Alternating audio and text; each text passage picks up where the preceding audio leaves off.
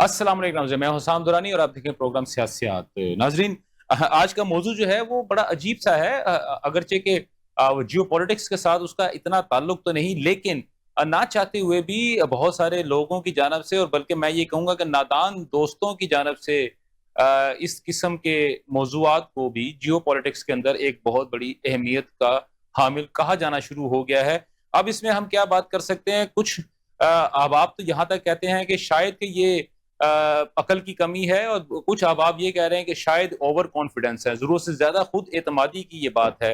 लेकिन अगर हम अगर उसकी जुज़ियात के अंदर जाते हैं, तो हमें पता ये लगता है कि एक बयान जो था वो नरेंद्र मोदी साहब की जानिब से या भारत की जानिब से या भारतीय हुकूमत की जानिब से एक बयान आया, जिसमें कि पाकिस्तान के वज़ीर दिफ़ा ख्वाजा आसिफ साहब के बारे में कुछ हल्के अल्फाज का इस्तेमाल किया गया, और जिसमें उनको ये कहा गया कि वो शायद कि ज़हनी तौर पे गैर मुस्तहकम है as compare to Narendra Modi. Basically आप ये कह सकते हैं कि इस बयान में नरेंद्र मोदी साहब को एक बहुत ही स्ट्रॉन्ग शख्स के तौर पे पेश किया गया, या आप ये कह सकते हैं कि एक मैन ऑफ द नर्व्स के अगर किसी को उन्होंने खिताब दिया है, तो वो नरेंद्र मोदी साहब को दिया है। वो वैसे भी खिताब दे सकते थे, जहाँ पे उनको इतने सारे अलकाबात और खिताबात जो है वो मिल रहे हैं। विश्व गुरु के उनको खिताब उन्होंने खुद को दे रखा है।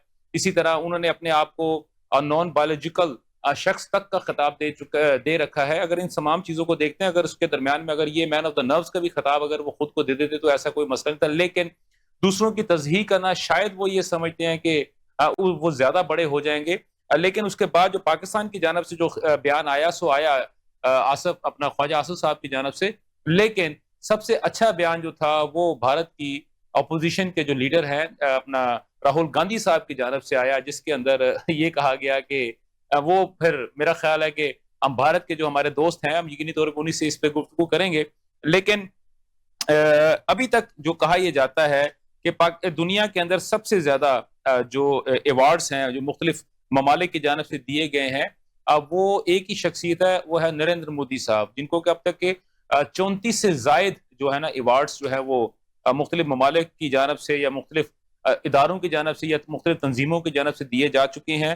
अगर उसमें देखा जाए तो सबसे बड़ा जो उनको खिताब की बात दी जाती है, तो guardian of the blue Orion award के ऊपर उनके ऊपर जो तनकीद हो रही है, वो मैं नहीं कर रहा, वो तो गार्डियन का जो जो न्यूज़पेपर है, गार्डियन न्यूज़पेपर है, उसके अंदर भी बाकायदा तौर पे इसकी स्टोरी जो है बाकायदा तौर पे पब्लिश हुई है, जिसमें ये कहा गया है कि इसके अंदर फला स्पेलिंग मिस्टेक है, फला स्पेलिंग मिस्टेक है, फला स्पेलिंग मिस्टेक है। मतलब कि एक ही ऐसा अवार्ड जो कि नरेंद्र मोदी जैसे साहब जो एक पूरी दुनिया के जाने-माने लीडर हैं, और उनको दिया गया, उसके अंदर ये गलतियाँ या अगलात से भरा हुआ था, वो सबके सामने आया। तो उसके बाद से नरेंद्र मोदी साहब की जानिब से जो बयानात आए, या स्टेट ऑफ भारत की जानिब से जो बयानात आ रहे हैं, वो उनकी बौखलाहट का साफ शिकार होता नज़र आ रहे हैं। और इस पे भी हम बात करेंगे, और इसके साथ-साथ भारत ईरान में जो था वो भारत को बाकायदा तौर पे दावत दी गई थी। ईरान के सदर ने बाकायदा तौर पे दावत दी थी कि आप जो है वो आयतुल्लाह ख़ामेनी, जिनके साबका सुप्रीम कमांडर हैं, उनकी आखिरी रसूमात में शिरकत के लिए नरेंद्र मोदी साहब को बुलाया गया। लेकिन नरेंद्र मोदी साहब ने सफारती जो ताल्लुकात हैं, उनको रिप्रेज़ेंट किस तरह किया कि इंतहाई तीसरे दर्जे का जो एक वफ़्द था, वो उन्होंने वहाँ पे भिजवाया। उससे अंदाज़ा आप लगा लें कि वो इस ईरान के साथ अपनी दोस्ती के मामले में कितने अच्छे हैं, क्योंकि ईरान जो आज के दिन तक जो है वो भारत के साथ अपनी दोस्ती का दम भरता है, और कोई भी ऐसा मौका नहीं है जहाँ पे वो भारत का नाम नहीं लेता बतौर एक अच्छे दोस्त के। और दूसरी जानब अगर अच्छे दोस्त की बात की जाए, तो अमेरिका ने ये कहा कि इज़राइल को ये बात कही, बेसिकली नेतन्याहू को ये बात कही कि इस पूरी दुनिया के अंदर जो सबसे स्ट्रॉन्ग मिलिटरी वाला जो मुल्क है अमेरिका, वो आपका बहुत अच्छा दोस्त है, तो लिहाज़ा इतने अच्छे दोस्त की बातों को झुठलाना नहीं चाहिए, या उनकी बात पे अमल करना चाहिए। तो जिसके जवाब में नेतन्याहू साहब ने फ़ौरन से पहले नरेंद्र मोदी साहब का नाम लिया, और उन्होंने या भारत का नाम लिया। उन्होंने कहा नहीं, ऐसी बात नहीं है, दुनिया में और भी बहुत सारे ममालिक हैं जो कि हमारे दोस्त हैं, चाहे वो छोटे ही क्यों ना हो, और वो जैसे उन्होंने नाम फॉर एग्ज़ाम्पल भारत। तो अब आप इससे अंदाज़ा लगा लें कि दुनिया में इज़राइल जो है वो अगर किसी को अपना दोस्त मानता है, वो भारत है। और इन्हीं तमाम चीज़ों पर डिस्कस करने के लिए आज हमारे साथ जो है वो टेलीफ़ोन लाइन पे हमारे साथ मौजूद हैं सुहेल काज़मी साहब। आप जो है हमारा हमसाया मुल्क भारत उसके एक जाने माने जो एक सहाफ़ी हैं और मकबूजा कश्मीर इंडियन ऑक्यूपाइड कश्मीर में इस वक्त आप रेजिडेंट हैं और एक अ, अपना एक से रखते हैं। उनके साथ साथ थोड़ी देर में हमें ऑडियो लाइन पे ज्वाइन करेंगे जबून अहमद साहब बांग्लादेश से, वो भी एक जर्नलिस्ट हैं और एक उनका जो सबसे बड़ा टीवी चैनल है उसके साथ वो मुंसलिक हैं। स्टूडियो की अगर मैं बात करता हूँ तो स्टूडियो में हमारे साथ हसनैन अखलाक भाई तज़ियाकार, वो हमारे साथ मौजूद होंगे। हसनैन भाई आपका बहुत बहुत शुक्रिया, आप स्टूडियो में तशरीफ ले गए। उनके साथ साथ in the last but not least Sheikh Inam साहब तज़ियाकार हमारे साथ मौजूद हैं। मुझे तो शेख साहब आपका बहुत बहुत शुक्रिया। और शेख साहब मुझे तो अब आप तज़ियाकार, पॉलिटिकल तज़ियाकार से कम आप दफ़ाई तज़ियाकार सर मुझे ज़्यादा लगता है, तो इसके ऊपर भी आपका पॉइंट, उस पॉइंट ऑफ व्यू से मैं आपका पॉइंट लेना चाहूँगा। तो सबसे पहले सुहेल काज़मी साहब, सर कैसे मज़ाज हैं आपके सर? पहले तो thank you very much sir. अस्सलाम वालेकुम जी, जी, वालेकुम मेरे अस्सलाम, को वालेकुम अस्सलाम। को भी और आपको भी। जी, जी, बिल्कुल, बिल्कुल ठीक है। अच्छा सवाल काज़मी साहब, जी, जी, बिल्कुल काज़मी साहब, आपने यकीनी तौर पे मेरा इंट्रो सुना, आपने तमाम तर गुफ्तगू सुनी और सर मुझे तो ये जी बताएँ सर, ये जो 34 उनको अवार्ड मिल चुके हैं, जिनमें से 8 अवार्ड जो हैं वो तो अब बिल्कुल ही फेक साबित हो चुके हैं। यानी कि वो इससे पहले, जी आज की तारीख से पहले तक ना कभी किसी को दिए गए और ना ही शायद आइंदा कभी दिए जी जाएँगे। और सबसे बड़ा जो इज़राइल की जी जानिब से जो अवार्ड उनको मिला है, ये अवार्ड भी शायद उनके लिए स्पेशली जो है वो बनाया गया था। इससे पहले कभी किसी को नहीं दिया गया और शायद इसके बाद भी किसी को नहीं दिया जाएगा। इवन अभी जो भारत के अपने अंदर से, भारत के मुल्क में से जो उनको अवार्ड दिया गया है, उसके बारे में भी यही बात की जा रही है। तो सर क्या ये खुद साख्ता अवार्ड्स ले के सर क्या घर में बैठा-बैठा शख्स जो है वो विश्व गुरु बन जाएगा सर? देखिए, आपके सवाल में ही खुद ही जवाब है। आप मुझे बताइए कि 140 करोड़ का मुल्क है। जी, अभी जी। डिलिमिटेशन और सेंसस होना है। 2011 का लास्ट सेंसस हुआ है इंडिया में। जी। अब सेंसस होना है 2026 में हाँ और जी। पता नहीं हमारे भारत की पॉपुलेशन शायद 145 करोड़ है या 50 करोड़ है, हुँ। वो पता चलेगा। दूसरा ये मुझे बताइए, आपने कहा कि अवार्ड अवार्ड कभी कोई दुकान पे मिलते हैं किसी मुल्क पे जो प्राइम मिनिस्टर मोदी खरीद लेगा हुँ। या स्पॉन्सर करवाएगा? हाँ। आप मुझे बता दीजिए। अगर ऐसा भी कोई मैकेनिज्म होता है तो शायद बाहर के मुल्कों में शायद होता हो, हुँ। लेकिन ये है कि it's an honour for India that our prime minister is receiving those awards and the country celebrates his victory, you know. दूसरी बात इंपॉर्टेंट ये है, देखिए, एक जमहूरियत जो है वो बड़ा इंपॉर्टेंट रोल प्ले करती है किसी भी जमहूरी निजाम में। जी, जी। Third time he has been elected by the people of India. बिल्कुल ठीक है। भारतीय जनता पार्टी जो है वो थर्ड टाइम लोगों की विल से, देखिए किसी भी मुल्क में जहां जमहूरियत होती है जी, वहां जी। पीपल्स विल प्रिवेल करती है। हुँ। और किसी भी पॉलिटिकल पार्टी का हो, जो भी पार्टी हो, रीजनल हो, नेशनल हो, वहां वो चीजें प्रिवेल करती हैं जो लोगों को लुभाती हैं जी, और लोग बिल्कुल। चुनते हैं अपनी सरकार। उसमें मोदी साहब तीसरी बार 12वां साल उनका खत्म हो गया। हाँ। वो प्राइम मिनिस्टर है इंडिया के और वो कोई एडमिटेड फैक्ट है, उसको आप झुटला नहीं नहीं, सकते। नहीं, बिल्कुल सर, और वो उसमें उसमें कुछ झुठलाने की बात भी नहीं है। लेकिन सर जो गार्डियन की जो खबर आई है, जो रिपोर्ट आई है, सर मेरा क्वेश्चन उसके ऊपर है सर। क्योंकि गार्डियन जैसा अखबार, सर आप भी सर मुझसे सीनियर हैं, आपको भी पता है कि गार्डियन जैसा जो न्यूज़पेपर है वो इस किस्म की हल्की और सतही बात नहीं करता ना सर। गार्डियन क्या कहता है सर गार्डियन ये कहता है कि अभी जो इनको कि 8 कंट्रियों ने स्पॉन्सर दे दिया।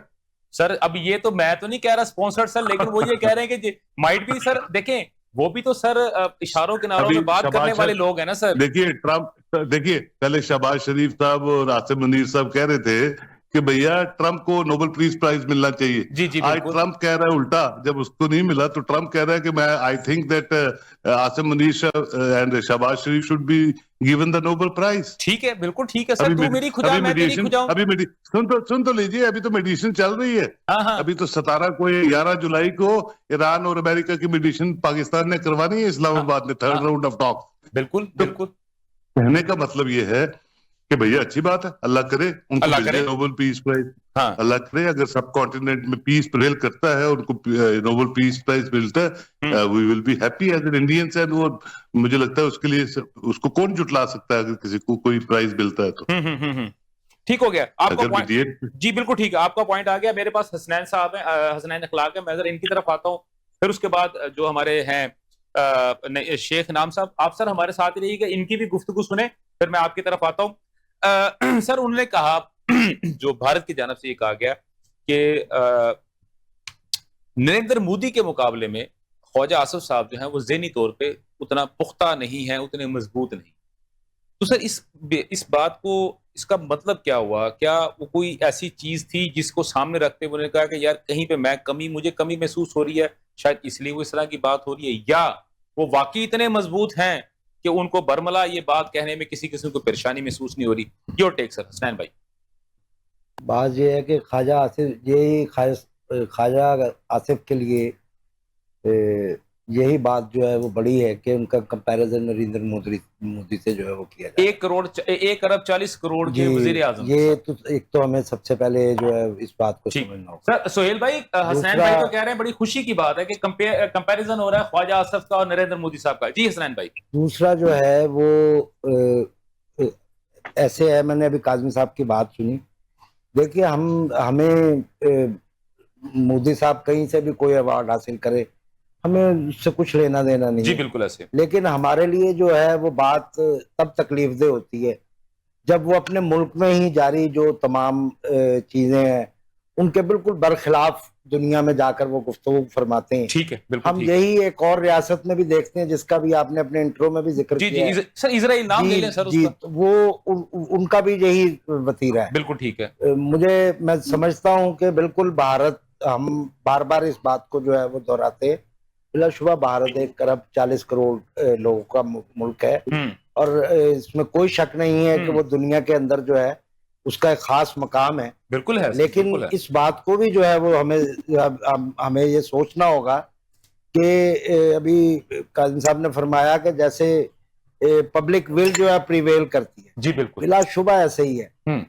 ये हिटलर की दफा भी पब्लिक विल ही प्रिवेल की, नेतन्याहू की दफा भी कर रही है। नेतन्याहू जो है वो हमारे सामने सबसे, हमें पता है जमहूरियतों में इसी तरह होता है। ठीक है। लेकिन वहां पर जो इंटेलेक्चुअल होते हैं, जो मतलब आपको अदीब, शायर, सहाफी, ड्रामा निगार, इस तरह के जैसे बिल्कुल ये तमाम लोग जो है वो यकीनी तौर पर इसकी मुज़ाहमा, मैं बरमला इस बात का आपको बता रहा हूँ कि हमने जो 20 साल में बोया वो काटा 30 साल में, हमने उसका बड़ा तल्ख जो है वो बड़ा चख लिया। मुझे आपका पॉइंट समझ आ गया। हम अपने उस पर आ चुके हैं।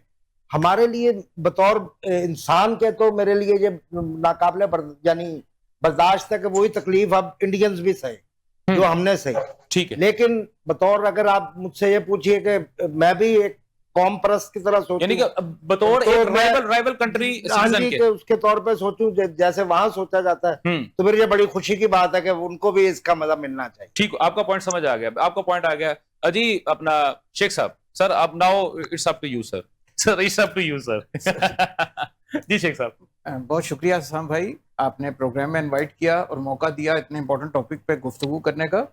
हसन भाई, सबसे इंपॉर्टेंट चीज ये है जिसके अभी हम बात कर रहे थे, मेरे पेशे रो फरमा रहे थे भारत से, कि जमहूरियत के अंदर तीसरी दफा नरेंद्र मोदी साहब सिलेक्ट हुए हैं। ये मानने वाली बात तो है सर इसमें ये भी आप मान लीजिए कि नरेंद्र मोदी बीजेपी के प्लेटफॉर्म से सिलेक्ट हुए हैं जिसको आरएसएस की सपोर्ट है। ठीक है। भारतीय अवाम तो बहुत सिंपल है और बड़ी अच्छी अवाम है, लेकिन उस जनता को किसने होस्टेज किया हुआ है? आरएसएस ने।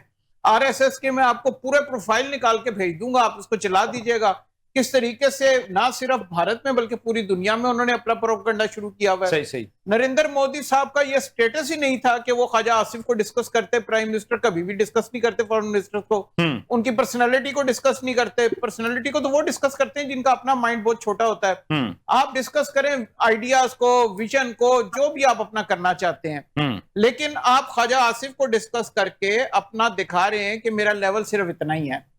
अब ख्वाजा आसिफ क्या है उससे आपको कोई गर्ज नहीं होनी चाहिए, वो पाकिस्तान का मामला है। आपको हाँ इससे जरूर गर्ज होनी चाहिए कि जयशंकर साहब जब से आए हैं भारत के हालात क्या हुए हैं। भारत कहता था कि हम पाकिस्तान को घुस के मारेंगे, क्या इंजाम निकला उसका? आज उनकी जुबान पे वो बातें नहीं है। भारत कहता था हम पाकिस्तान को तनहा कर देंगे दुनिया में, क्या आज वो हुआ? ऐसा नहीं हुआ। बांग्लादेश इनके हाथ से निकल गया, नेपाल इनके हाथ से निकल गया, दुनिया के जितने भी अच्छे ममालिक थे इनके हाथ से निकल गए। बहुत इनको मुबारक हो कि अफगानिस्तान इनके पास है और इनको उसके साथ रहना चाहिए। अफगानियों ने जिस तरह अपना मुल्क तबाह किया वो इंशाल्लाह इनका मुल्क भी तबाह करेंगे। ठीक। तो वो पाकिस्तान के जब खैरख्वानी हुए जिसने इनको लाखों अफगानियों को 50 साल अपने पास पाला है, तो वो इनके कैसे खैरख्वाह हो सकते हैं? ठीक। ठीक। दूसरी तरफ आप ये गुजारिश एक बस ले लीजिए कि हमने पाकिस्तान ने कभी भी भारत के खिलाफ बयानात नहीं दिए। भारत को यह सोचना चाहिए कि पाकिस्तान हमसे है और इस रियलिटी को उनको तस्लीम कर लेना चाहिए और इससे मुंह मोड़ने से कुछ नहीं होगा।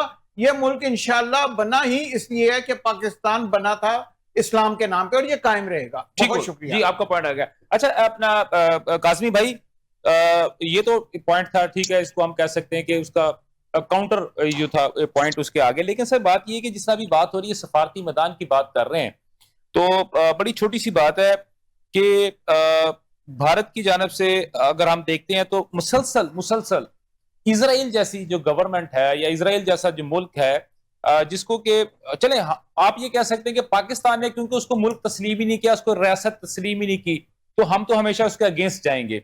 लेकिन पूरी दुनिया के अंदर ऑल ओवर द वर्ल्ड अगर हम देखते हैं तो अभी जो गजा के मामलात हुए हैं और ईरान के साथ जो मसले मसाइल हुए हैं, उसके बाद से अब पूरी दुनिया ने इजराइल से थोड़ी कन्नी कतरानी शुरू कर दी है।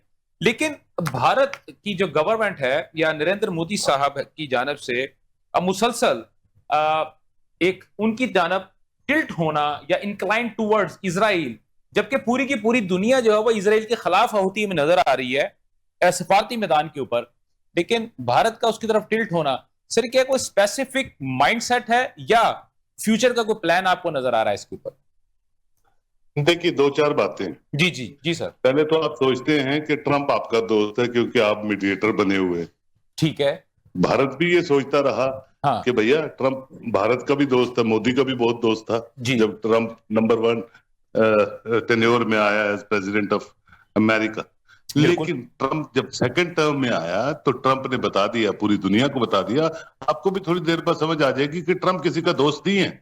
ये पहला बिजनेसमैन है अमेरिकन हिस्ट्री में जो किसी का दोस्त नहीं है, सिर्फ अपनी इकोनॉमी को सेट करने आया है अमेरिका की, ठीक है। सिर्फ डॉलर्स और पेट्रो डॉलर्स की बात करता है, वो दोस्ती यार नहीं करता, वो जमीनों से प्यार करता है। तो ये आप गलत फहमी मत नहीं रहिए कि वो पाकिस्तान का परमानेंट फ्रेंड है। ईरान इंडिया का परमानेंट फ्रेंड है, वो रहेगा, आज से नहीं है, पिछले 50 साल 60 साल से। तो देखिए, जियो पॉलिटिक्स की जो पॉलिटिकल नरेशन है वो इस वॉर ने बदल दी पूरी दुनिया में, बिल्कुल ऐसे। तो अमेरिका ने और ट्रंप ने समझा दिया पूरी दुनिया को कि भाई कोई किसी का दोस्त नहीं, अपनी टांगों को मजबूत करो, ठीक है। ये गलत फहमी छोड़ दो आप, ये टेम्परेरी फ्रेंडशिप्स हैं, ठीक है। एक बात, वो जिस पे चाहता है वो टैरिफ लगाता है, भारत पे भी लगा दिए, बहुत टैरिफ्स लगाता है, ठीक है। कभी दोस्त बनता है, मोदी की तारीफ करता है, फिर कभी मोदी को जलील करता है, कभी आपकी तारीफ करता है, कभी आपको भी जलील कर देता है। तो ट्रंप किसी का दोस्त नहीं है। नेतन्याहू के अगेंस्ट तो ऑलरेडी 100 200 300 केसेस करप्शन के चल रहे हैं। जी बिल्कुल चल रहे हैं। अब तो इलेक्शंस हैं वहां भी, और ट्रंप की भी जो टीआरपी है आपने देख ली, बिल्कुल है सर। और अमेरिकन हिस्ट्री को अगर आप पढ़ें तो ऐसा नहीं है, वो बहुत सभ्य समाज के लोग हैं, वो मुल्क को बनाने में सब कंट्रीब्यूटर है अमेरिकन भी। लेकिन जहां गलत पॉलिसीज है वहां ट्रंप को वो बिल्कुल ट्रंप के अगेंस्ट जाते हैं, बिल्कुल ठीक है, इसीलिए उसकी टीआरपी घटी है। आप देख लीजिए अमेरिकन को, चाहे वो डेमोक्रेट्स हैं चाहे रिपब्लिकन्स हैं, जितने भी हैं। सोहेल भाई ये आपकी सारी बातें बिल्कुल बजा सर आंखों पे, लेकिन सर मेरा क्वेश्चन ये है कि जब पूरी दुनिया नेतन्याहू और इजराइल से साइड करनी कतरा रही है, तो क्या भारत किसी एक फ्यूचर प्लान के तहत जो है उसके साथ ज्यादा शीरो शक्कर हो रहा है, या ये हुब्बे अली नहीं है, ये बुग़्ज़े माविया है? देखिए मेरे भाई, ना तो मैं गवर्नमेंट ऑफ इंडिया की किसी पॉलिसी मेकिंग में हूँ, मैं एक छोटा सा जर्नलिस्ट हूँ। आपका तज्जिया चाहिए सोहेल भाई, आपका मेरे ओपिनियन में आता है, एज ए ओपिनियन मेकर मैं आपसे ये कह रहा हूँ, इजराइल आपका भी तो दोस्त है, आपका भी तो दोस्त रहता है बीच बीच में। तो ये जियो पॉलिटिक्स है, और ये टू टायर डिप्लोमेसी में दुनिया चलती है, ठीक है। दुनिया अच्छी तरह चले, इसकी रिस्पॉन्सिबिलिटीज उन मुल्कों को है जो दुनिया के ठेकेदार बने हुए हैं, जिसमें अमेरिका भी है। अमेरिका नंबर 1 है, ठीक है, अमेरिका नंबर 1 है। तो भैया दुनिया को चलना है ना, सही। ह्यूमन वैल्यूज को समझने की जरूरत है, ठीक है। अच्छा नहीं, अच्छा सोहेल भाई आपका पॉइंट आ गया। सोहेल भाई देखिए, मैं आपसे जो क्वेश्चन कर रहा हूं, मैं आपसे बतौर एक इंडियन रिप्रेजेंटेटिव के तौर पे नहीं कर रहा, ये आपको भी पता है। मैं आपसे जो क्वेश्चन कर रहा हूं वो बेसिकली एक ओपिनियन मेकर, एक independent opinion maker who is living right now in India, आप इसको थोड़ा समझे, इसको काइंडली पर्सनल मत लीजिएगा। ये मैं आपसे जो बात कर रहा हूं एक बतौर एक सहाफी के आपके मैं क्वेश्चन कर रहा हूं।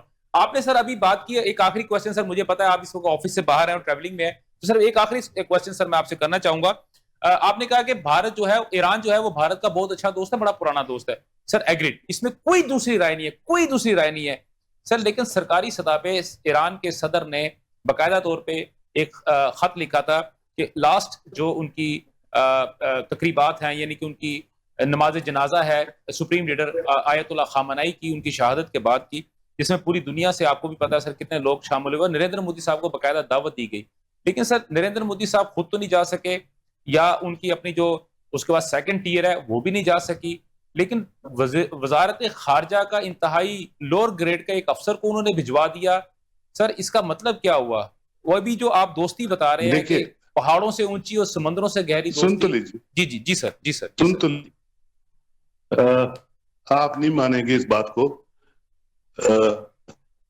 लेकिन जो इम्पोर्टेंट है, ये प्राइम मिनिस्टर ऑफिस और फॉरेन पॉलिसी मेकर जो हैं हर मुल्क के, वो डिसाइड करते हैं कि किसको कहां जाना है, किसको कहां नहीं जाना है। 17 मेंबर डेलीगेशन है, 17 मेंबर डेलीगेशन इंडिया की, जिसमें हमारी जम्मू कश्मीर की रियासत की एक्स चीफ मिनिस्टर बिल्कुल तो एक सुन्नी तबके से बिलोंग करती है, महबूबा मुफ्ती उसको बोलते हैं, हाँ हाँ, वो वहां रिप्रेजेंट कर रही थी। ठीक है सर। और जितने भी 17 मेंबर डेलीगेशन थे वो इंपॉर्टेंट डिग्नेटरीज हैं जिनकी अब बहुत इंपॉर्टेंस है इंडिया में। ठीक है सर। और ईरान जैसे मुल्क में अगर जम्मू कश्मीर, जिसको आप मकबूजा कश्मीर कहते हैं, हम तो नहीं कहते पीओके, हम कहते हैं पीओके, आप कहते हैं आपका सर देखिए, आप जहां पे रहेंगे यकीनी तौर पे तो आपके लिए तो आजाद ही है ना, आप उस हिसाब से बात करेंगे। सुन लीजिए। जी जी बिल्कुल। 17 मेंबर डेलीगेशन वहां चली गई, ठीक है, वो इंडिया कर रही है। ठीक है sir. Sir prime minister level पे तो बातचीत होती रहती है, वो सिंपैथेटिकल जो चीजें होती है। ठीक। अब वो नहीं गया, क्यों नहीं गया प्राइम मिनिस्टर, ये तो प्राइम मिनिस्टर ऑफिस आपको बता सकता है। बिल्कुल सही है सर। अभी आपने बात की, आपने महबूबा मुफ्ती साहबा की बात की सर, अभी ये गुज़िश्ता हफ्ते की बात है सर। अभी एक ना लेटर जो है वो लिखा गया था दोनों मुल्कों के वजीर आजमों को, पाकिस्तान के भी और नरेंद्र मोदी साहब भारत के भी, और जिसके अंदर ये बात कही गई थी इंडस वाटर्स ट्रीटी जो है उसको दोबारा जो है वो लागू किया जाए, दोनों मुल्कों के दरमियान जो है किसी किस्म के जो मसाइल उनको हल किया जाए। 116 के करीब मेंबरान थे जिन्होंने उस पर दस्तखत किए थे, जिसके अंदर महबूबा मुफ्ती साहबा भी शामिल थी। और जैसे ही ये लेटर मंजर आम के ऊपर आया है तो महबूबा मुफ्ती साहबा को भारत के अंदर ही गद्दार वतन करार दिया गया और उनको फांसी की सजा का ऐलान किया गया, मतलब कि डिमांड की गई। सर मैंने खुद सर मैं आपको बता देता हूं सर, पता नहीं कौन सा सुनिए मेरी बात सुनिए। जी जी, महबूबा मुफ्ती जी और मुफ्ती मोहम्मद सईद साहब हमेशा इंडिया और पाकिस्तान के बायलैटरल इश्यूज पे बात करते रहे हैं। वो तो ये भी कहते हैं, जब मुशर्रफ था, मैं खुद मुशर्रफ साहब से 3-4 बार मिला हूं, सुनिए। ठीक है। वो तब भी कहते थे, आज भी कहते थे कि 4 रीजन्स पे बात कीजिए। सुनिए, ये जो सिग्नल्स आप बोल रहे हैं, ये भी अमेरिकन की तरफ से आया हुआ है कि बातचीत होनी चाहिए। और सबसे जो रिजिड क्लास है, जिसको आरएसएस बोलते हैं, उसके हजबुल्ला के क्या नाम है उसका, उस सेकंड कमांड जो है बागवत के बाद, उन्होंने कहा कि इंडिया पाकिस्तान करना चाहिए। चुकी अमेरिका में, जिसमें राम आदमी साहब और ये सब बैठे हुए थे कि भैया आप आपस में बातचीत कीजिए on the direction of Trump, on the direction of white house, ये बातचीत चल रही है। और मैं भी समझता हूँ वो एज ए ओपिनियन मेकर के भैया आपकी दुश्मनी की मर्जी हो उसी के साथ, लेकिन बातचीत का रास्ता, हाँ बिल्कुल ठीक है, बातचीत का रास्ता कभी तरीकाकार होता है जिससे मोहब्बतें देखिए। जम्मू कश्मीर, हमारा जम्मू कश्मीर और आपका जो पीओके है या जिसको आईजेके बोलते हैं, वहां कितनी डेमोन्स्ट्रेशन चल रही है। कल एक बंदा मर भी गया वहां पीओके में, लेकिन फिर भी वो लोग डेमोन्स्ट्रेट करते हैं, फिर भी बातचीत का तरीकाकार होना बिल्कुल बातचीत, डिवाइडेड फैमिलीज है। बिल्कुल ठीक, आपका पॉइंट आ गया जी सोहेल भाई। जी कंप्लीट कीजिए। ये वो पावर्स करते हैं कि बातचीत होनी चाहिए, कि सुप्रीमेसी रहे। इंसान, ये कुरान का कौल है, कुरान कहता है, हदीस कहता है, भैया अमाल पे काम करो। अमाल यही कहते हैं कि अपने पड़ोसियों से मोहब्बत करो। यही अटल बिहारी वाजपेयी की तरह जब वो प्राइम मिनिस्टर, जी वाजपेयी साहब की बिल्कुल ठीक, आपका सब बिल्कुल ठीक है। बल्कि वाजपेयी साहब ने जो इसके ऊपर नज़में भी लिखी हुई हैं, और अमन के ऊपर, मोहब्बत के ऊपर, आतिशी के ऊपर, वो सर हम भी पढ़ते रहे हैं। और हसनैन भाई तो मुझसे ज्यादा इस चीज पे बड़ा यकीन रखते हैं कि दोनों ममालिक के दरमियान जो है ना वो दोस्ती हुई। सर आपका बहुत बहुत शुक्रिया, आपका बड़ा कीमती वक्त दिया, और क्योंकि सर आप इस वक्त ट्रैवलिंग में है और आवाज में भी डिस्टॉर्शन हो रही है सर मैं आपका एक दफा फिर थैंक्स करता हूँ। हसनैन भाई, ये आपने तमाम तर गुफ्तगू, अभी इन्होंने ये बात कही, ये महबूबा मुफ्ती के बारे में जो बात कही गई कि वो झूठ है, लेकिन क्योंकि मैं तो खुद उस प्रोग्राम के अंदर शामिल था और वो जो उनके ओपिनियन मेकर जो थे, जो उस वक्त के जो लोग थे और खासतौर पर वहां पे रिटायर्ड जर्नल जो मौजूद थे, उन सब की एक यक जुबान ये डिमांड थी कि मीरवाइज उमर फारूक और वो इन सबको मिला के, और खासतौर पर वो मुफ्ती का उन्होंने बाकायदा तौर पर नाम लिया, लेकिन उन्होंने एएस दिल्लत को छोड़ दिया। Your take sir. ऐसे है, मैं पहले काज़मी साहब की जो है वो उस पर वो कमेंट करना चाहूंगा। देखिए, पाकिस्तान को 80 बरस हो चुके हैं बने हुए, ऑलमोस्ट उनमें से 75 साल जो है वो साहब पाकिस्तान का अमेरिका के साथ तजुर्बा रहा है। मैं बुरा मत मानिएगा, मैंने सर इंट्रोडक्शन कराना है। जबून अहमद साहब बांग्लादेश से जो जर्नलिस्ट हैं, वो हमारे साथ जिस वक्त टेलीफोन लाइन पे जुड़ गए हैं। जबून साहब, जबून भाई आपको प्रोग्राम में खुशामदीद कहता हूँ। हसनैन भाई अपनी बात को कंप्लीट कर लें, उसके बाद जो है वो मैं शेख साहब का एक पॉइंट लेता हूँ, फिर मैं आपकी तरफ आता हूँ जी।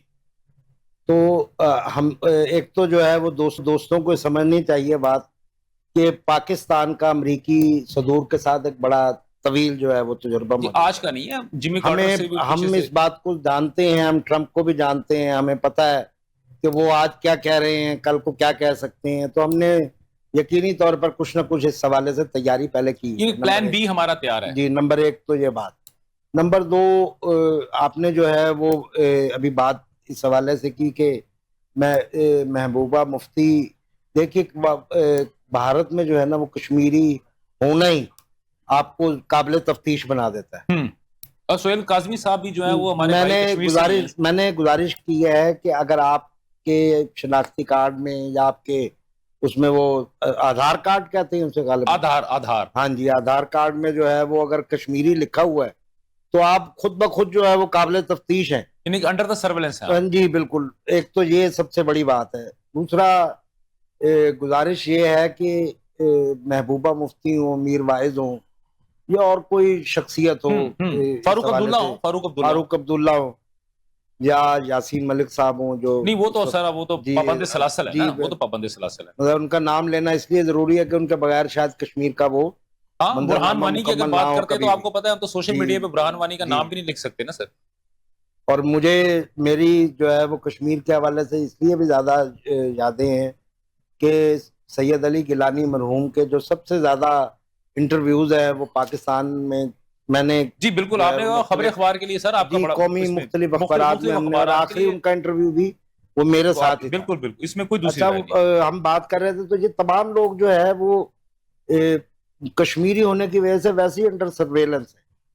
आपको ये बात मतलब काज़मी साहब तो चूंकि ऑप्टिमिस्टिक आदमी है, बड़े मतलब खुश ख्याल आदमी है, और इसकी उन्हें दाद देनी पड़ेगी कि वो इंडिया में एक मुसलमान होते हुए पहले और उसके बाद कश्मीरी होते हुए भी जो है वो इतना खुशगुमान है, तो मेरे ख्याल में उनको जो है वो इस खुशगुमानी का हमें जो है यकीनी तौर पर उनको क्रेडिट जरूर देना चाहिए, दाद देनी जो है वो ठीक आपका पॉइंट है जी। सर आपने सर ये गुफ्तगू सुनी, अब वो ये भी हुआ, वो ये बात को गोल मोल कर गए हैं कि जनाब ये पीएम हाउस का उनका काम है कि जी वो वजीर आजम को भेजेगा नहीं भेजेगा, वो वजीर खारजा को भेजेगा नहीं भेजेगा, वो फलाने को भेजेगा नहीं भेजेगा, वो तीसरे दर्जे का एक ऐसे बंदों को उठा के भेज दिया सिर्फ ये रिप्रेजेंट करने के लिए कि जी मकबूजा कश्मीर से अगर हमने 2 बंदों को भेजा है तो इट मीन्स कि यार यहाँ पे अमन है, शांति है, ये है वो है।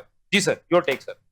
सर ये मिनिस्ट्री ऑफ फॉरेन अफेयर्स का काम है कि ministry of foreign affairs depute करती है on the advice of prime minister. ये नहीं होता कि वो खुद डिसाइड कर लें। सही, प्राइम मिनिस्टर को अगर एक इनविटेशन आया हुआ है और प्राइम मिनिस्टर को रिक्वेस्ट की गई है कि आप तशरीफ लाएं, हाँ, और वो उसको इंपॉर्टेंस नहीं देते बल्कि वो कहीं और निकल जाते हैं और अपनी कोई बी टीम सी टीम आगे से भेज देते हैं, तो वो कभी भी प्राइम मिनिस्टर की रिप्रेजेंटेटिव नहीं होती। उससे पता चलता है कि आप उनका कितना ख्याल करते हैं और आपके कितने अच्छे ताल्लुकात हैं, ठीक है, और उनको कितनी आप इंपॉर्टेंस देना चाह रहे हैं। नंबर 1। नंबर 2, जहां तक बात है ना कश्मीरी भारत के कश्मीरी की, ये खाली कश्मीरी नहीं सर, मुसलमान जिधर भी भारत के अंदर हैं सब के सब जेरे एताब हैं। आपको मैं छोटी सी एक मिसाल दे देता हूँ, हालांकि मैं किसी का कभी नाम नहीं लेता और कभी किसी को मैं डिस्कस नहीं करता। आमिर खान एक फिल्म एक्टर हैं, उन्होंने अपने बच्चों के नाम रखे हैं मुसलमान, और प्रोग्राम में आके वो बकायदा वजातें दे रहे हैं कि ये मुसलमान नाम नहीं है, ये भारतीय हिंदू नाम है और इनकी बैकग्राउंड ये है और ये।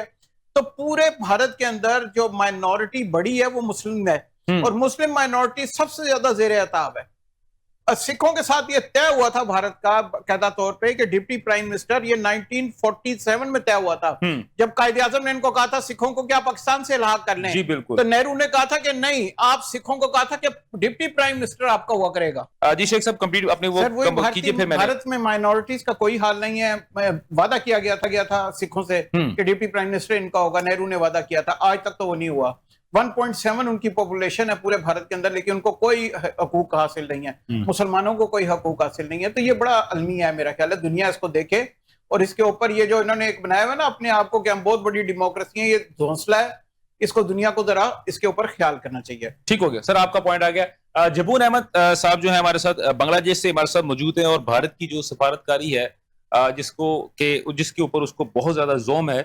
हम बांग्लादेश से भी पूछ लेते हैं, यानी कि बांग्लादेश के जो हमारे इंडिपेंडेंट ओपिनियन जो मेकर हैं, हम उनसे भी पूछ लेते हैं कि वो भारत की सफारतकारी को सर किस नजर से देखते हैं। जी जबून भाई, योर टेक सर। देखिए, दरअसल बात यह है, बांग्लादेश में अभी भी साजिश चल रहा है हिंदुस्तान का। देखिए, शेख हसीना वाजद की हुकूमत जब था, बांग्लादेश के खर्चा पॉलिसी एक चीज था, लेकिन अब वो मकर में तर में सब बदल चुकी है। देखिए, अभी भी जो हिंदुस्तान की उम्मीद था, तारिक रहमान जो अपने बीएनपी का वज़ीर आज़म है, भारत में पहले दौरा करेंगे, मगर लेकिन उनको नहीं हुआ। हिंदुस्तान का खाप चकनाचूर हो गया। देखिए, अभी भी उसका हिंदू जो बांग्लादेश जो माइनॉरिटी हिंदू है उसे वो बरकरार है, साजिश कर रहा है। देखिए, आप हिंदू जो माइनॉरिटी है रंगपुर में, उसका जो लीडर है सोचिए, उसने कहा देखिए मेरे साथ कोई अच्छे नहीं चल रहा है, हम आजाद चाहिए, आजादी पहुंच चाहिए। इसलिए ये सबका आपका आरएसएस जो हिंदुस्तान की जो आरएसएस है उसका ये साजिश है। हिंदुस्तान ये नहीं चाहते हैं कि बांग्लादेश का जो हुकूमत अच्छी चले, वो चाहते हैं उसके ताल्लुकात सिर्फ हिंदुस्तान के साथ चलेंगे और कोई पाकिस्तान चाइना के नहीं चलेंगे। अभी ये अच्छा, इसी जबून भाई आपका पॉइंट आ गया। आपका पॉइंट ये आ गया कि भारत ये चाहता है कि बांग्लादेश जो है सिर्फ उसकी हिमा पे चले और उसके ताल्लुकात सिर्फ भारत के साथ हो। ये आपका पॉइंट आ गया। दूसरी बात, इसी को अगर मैं इसके अंदर एक चीज गिरा लगाता हूं कि जब डॉक्टर यूनुस साहब ने जो अब आपकी जो है बांग्लादेश की कमान संभाली थी as a caretaker, president कह लें या सुप्रीम लीडर के तौर पे या एग्जीक्यूटिव के तौर पे, तो सबसे ज्यादा जो निशाना था वो डॉक्टर यूनुस साहब थे और उनके ऊपर भारत की जानिब से भारत का मीडिया 24/7, ठीक है, वो भारत का मीडिया जो था वो डॉक्टर यूनुस साहब की बुराइयां कर रहा था।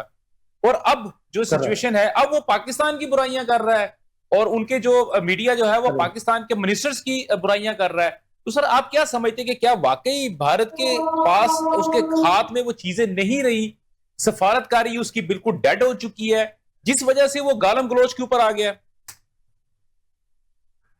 जी, ये दरअसल बात सही है। देखिए, मैंने आपको एक चीज बता चुकी हूँ। देखिए, बांग्लादेश के जो अभी इंडियन गवर्नमेंट डॉक्टर यूनुस था, उसके जो हुकूमत था, तब अभी खरीदा पॉलिसी चेंज हो गया। ठीक है, हिंदुस्तान के अभी भी दिमाग अच्छा नहीं चल रहा है। वो चाहते हैं, मैंने एक बार आपको बोल दिया, हिंदुस्तान चाहते हैं अगर कोई अच्छे खासा रिलेशन हो, अच्छे रिश्ते हो सिर्फ हिंदुस्तान के साथ, और पाकिस्तान के अभी देखिए अभी भी प्रोपेगेंडा चल रहा है। अभी भी आपको देखिए हिंदुस्तान के जो जाने मन जो प्रिंट इलेक्ट्रॉनिक मीडिया भी प्रोपेगेंडा चल रहा है यूनुस की तरफ।